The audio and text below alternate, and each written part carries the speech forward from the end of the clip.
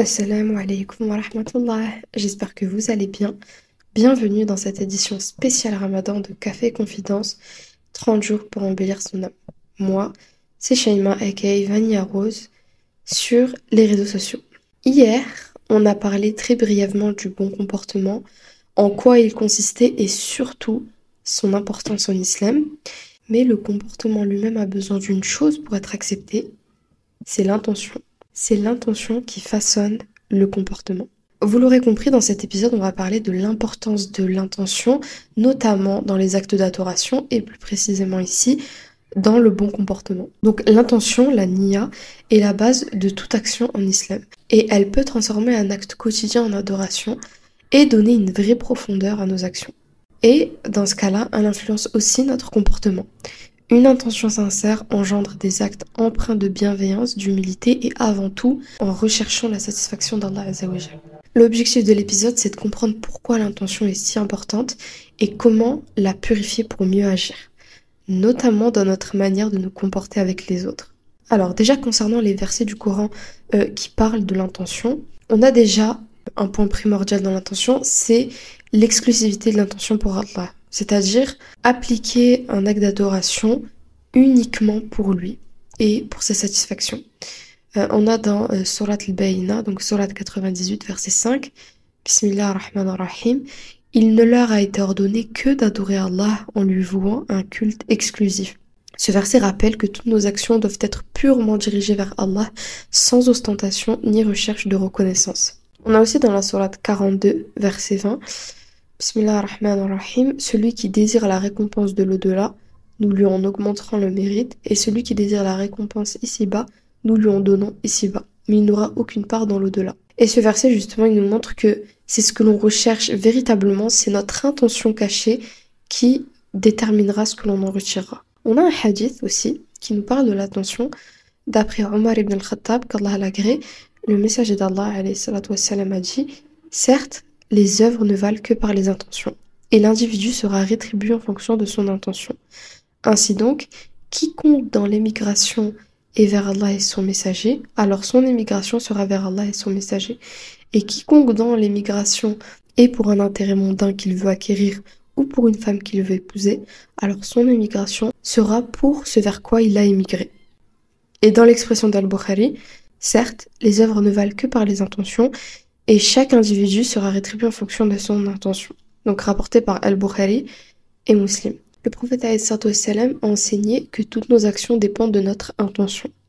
Cela signifie que ce n'est pas seulement ce qu'on fait qui compte, mais surtout pourquoi on le fait.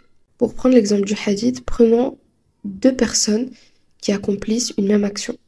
L'émigration ici, donc la hijra. Si quelqu'un quitte son pays uniquement pour se rapprocher d'Allah et pratiquer sa religion, alors il sera récompensé pour cela. Mais si une autre personne émigre seulement pour un intérêt matériel, argent, travail, mariage, alors elle n'obtiendra que cet avantage, mais sans récompense spirituelle. Deux leçons essentielles dans ce hadith. Déjà, la sincérité est primordiale. Allah n'accepte que les actions qui sont faites pour lui et pour le satisfaire. Et en second point, l'intention transforme nos actes en adoration. C'est-à-dire que même des actions du quotidien, manger, boire, travailler, peuvent devenir des actes de foi si on les fait avec l'intention de plaire à Allah. Par exemple, manger pour avoir de l'énergie et adorer Allah sera récompensé. Tandis que manger uniquement par habitude ne le sera pas. En résumé, l'intention donne de la valeur à nos actions. Plus elle est tournée vers Allah et plus elle est bénéfique. Et du coup, vous voyez que, en réalité, on peut faire beaucoup plus de bonnes actions en faisant juste des tâches banales du quotidien, mais en renouvelant l'intention. On a un autre hadith justement qui nous confirme à quel point l'intention est primordiale dans la bonne action. Le prophète ﷺ a dit « Quand un serviteur tombe malade ou voyage, il lui est inscrit la récompense de ce qu'il faisait lorsqu'il était résident et en bonne santé », rapporté par Al-Bukhari. Et donc ce hadith montre que si une bonne habitude est interrompue involontairement, la récompense est maintenue grâce à l'intention initiale. Maintenant qu'on connaît l'importance de l'intention, on va voir comment faire concrètement pour purifier cette intention. Premièrement, faire les choses pour Allah uniquement. Peu importe la bonne action, On ne doit pas chercher la reconnaissance des autres, on doit se protéger de l'ostentation et on doit se rappeler que chaque acte peut être une adoration si l'intention est pure. Ensuite, on doit se rappeler pourquoi on agit. Avant une action, toujours se poser la question pourquoi je fais ça. On peut renouveler notre intention à chaque moment et c'est même important de le faire, surtout quand c'est des bonnes actions qui prennent du temps à se mettre en place, tu vois, comme par exemple l'organisation d'une association ou la construction d'une mosquée. Sans cesse renouveler son intention et avoir une bonne intention amène à un comportement plus juste et plus sincère. Vu que c'est le sujet de nos podcasts ce mois-ci, vu que le comportement c'est littéralement, comme je l'avais dit dans le premier épisode, une façon d'être, une façon de vivre, une façon d'interagir, l'intention elle joue également un rôle très très primordial sur le comportement. Et la dernière chose qu'on peut faire pour purifier son attention, c'est agir même quand personne ne regarde. Un bon comportement sincère ne doit pas dépendre du regard des autres, bien au contraire. D'après Abu Huraira, qu'Allah l'agrée, le prophète alayhi salatu wassalam a dit « 7 personnes seront couvertes par Allah dans son ombre le jour où il n'y aura pas d'autre ombre que son ombre. Un dirigeant juste, un jeune qui a grandi dans l'adoration de son Seigneur, un homme dont le cœur est accroché aux mosquées, 2 hommes qui se sont aimés pour Allah, ils se sont rassemblés pour lui et se sont séparés pour lui. Un homme qu'une femme noble et belle a appelé et lui a dit « Je crains Allah ». Un homme qui a fait une aumône qu'il a cachée au point où sa main gauche ne sait pas ce que sa main droite a dépensé. Et un homme qui a mentionné Allah alors qu'il est seul et s'est mis à pleurer. Rapporté par Al-Bukhari. Maintenant, comment utiliser l'intention pour littéralement transformer sa vie? Tu peux littéralement faire de chaque action un acte d'adoration. Quand tu te lèves le matin, mets l'intention d'être productif pour Allah. Quand tu manges, mets l'intention d'avoir l'énergie pour l'adorer. Quand tu souris à quelqu'un, mets l'intention que ce sourire, tu l'adresses parce que c'est sunnah. Quand tu parles avec douceur, mets l'intention que tu fais ça pour refléter le bon comportement et que donc, tu suis notre modèle alayhi salatu wassalam.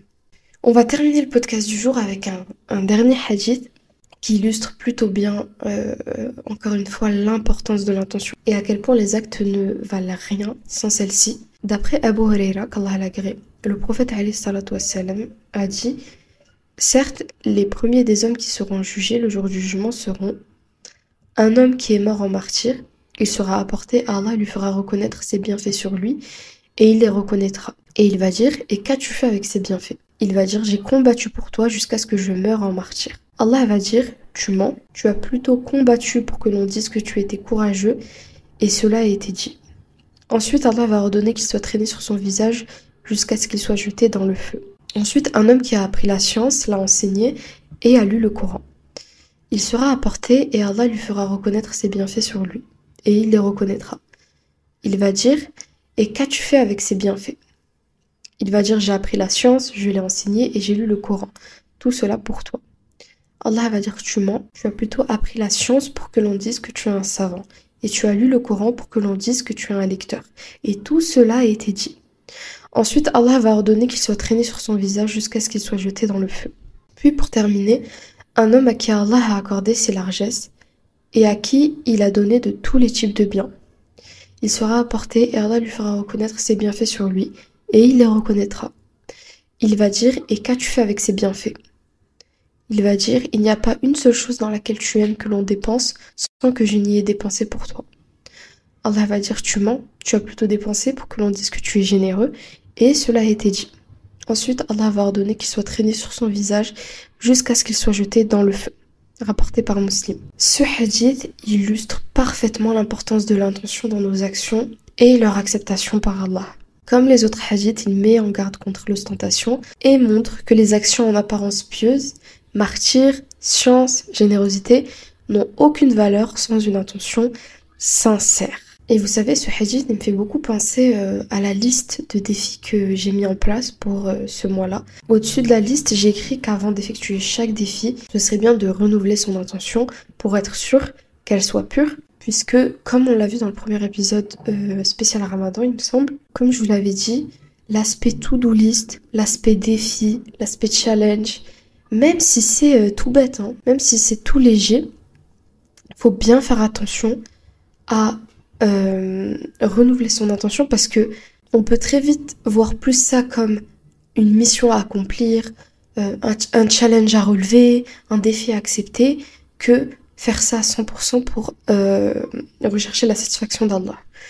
Et c'est pour ça que j'ai dit plusieurs fois, et c'est pour ça aussi que j'avais du mal avec les to-do list, avec 100 000 trucs à faire. Tu vois, c'est comme quand tu t'apprêtes à traverser la route et tu te dis, ok, il faut que je traverse la route avant que le feu il passe au vert. Tu vois, le genre de défi comme ça, je pense que vous voyez ce que je veux dire. Avec les to-do list, avec les challenges, avec les défis, ça peut faire la même chose sans qu'on s'en rende compte, tu vois. On peut vouloir faire ça par pure productivité, pour se prouver à soi-même, etc., etc. C'est pour ça que même pour ça, il faut faire son max pour renouveler son intention. Et voilà, c'est un travail à faire pour qu'Inch'Allah, notre acte soit accepté. Et justement, en parlant de défis, nous allons passer au défi du jour. Donc le défi numéro 2, poser une intention sincère avant de réaliser ce défi. Le défi du jour, c'est de commencer un livre sur l'islam. Donc un livre religieux, peu importe le sujet que tu veux. Et demain, on va parler d'un autre élément qui illustre plutôt bien le chemin vers le bon comportement, c'est le fait de se remettre en question, donc les examens de conscience, une étape clé justement pour évoluer dans son cheminement spirituel. Sahaf Torkom et à demain 8h, Inch'Allah, pour un nouvel épisode de podcast. Assalamu alaikum.